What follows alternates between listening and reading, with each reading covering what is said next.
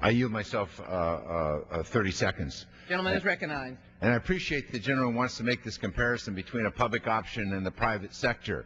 Let's run down what happened over the last 10 years. The private sector took $100 billion in subsidies, and as they became the most profitable sector of the American economy, they couldn't give back any of those subsidies. While they were getting $100 billion in subsidies, they were engaged in price fixing, anti-competitive practices, briberies, conflicts of interest, improper disclosure, and at the end of that, they needed a bailout. Sound familiar? Want to invest again? Or you can go back to, I give myself 30 additional seconds. Gentleman's recognized. Or you can look at the public option here. The public option offered a product of equal value, very low cost, easy to administer, attractive to the people who used it. Major universities have used it for years with no problems, very complimentary about it, and it's in fact saving the loan industry at this very time because the private system has collapsed. I yield 4 minutes to the gentleman from New York, Mr. Bishop, member of the committee. Gentleman from New York is recognized for 4 minutes.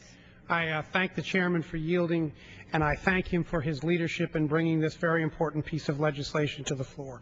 I want to amplify what the chairman just said, because I think it's important for all of us to understand how the FFEL program works right now. The way it works right now is that the federal government is providing approximately 60% of the capital that the private lenders provide to needy students.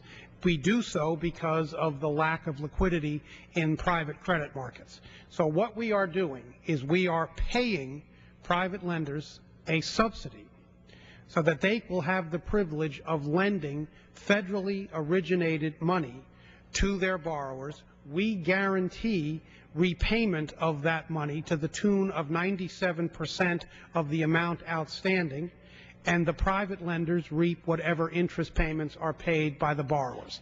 This is a really, really good deal for private lenders. It is a deal that costs the American taxpayer approximately $8 to $9 billion a year that we don't need to spend in that fashion.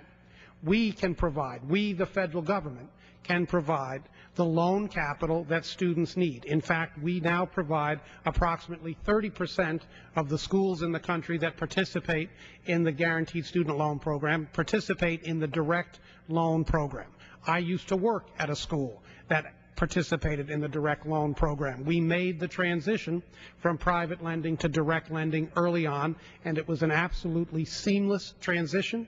We did not have to add a single staff person.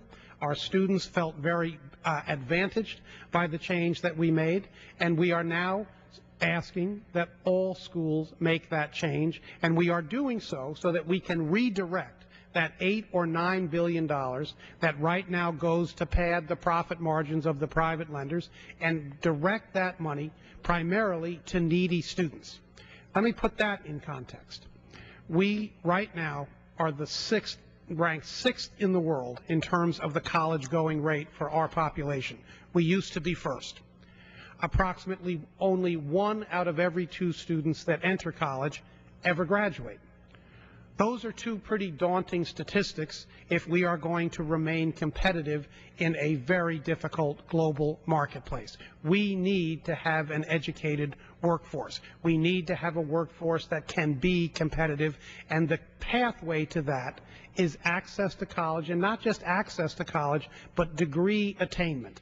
This bill provides at least the financial mechanism for students to be able to achieve that goal.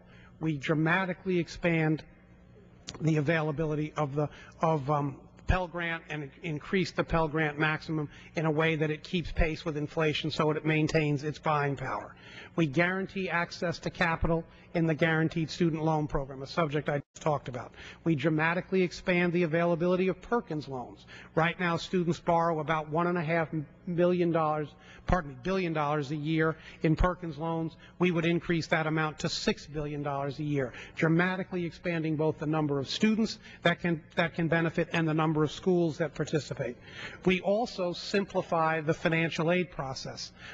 This is a process that has proven very daunting to many, many students. I used to administer that process.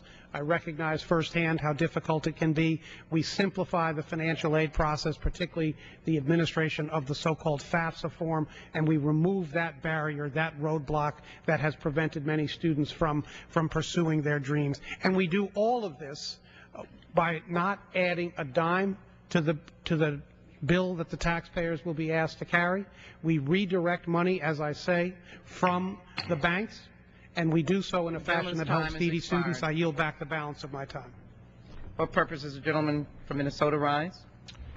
Thank you, Madam Chair. At this time, I'd like to yield 3 minutes to the ranking member on the Higher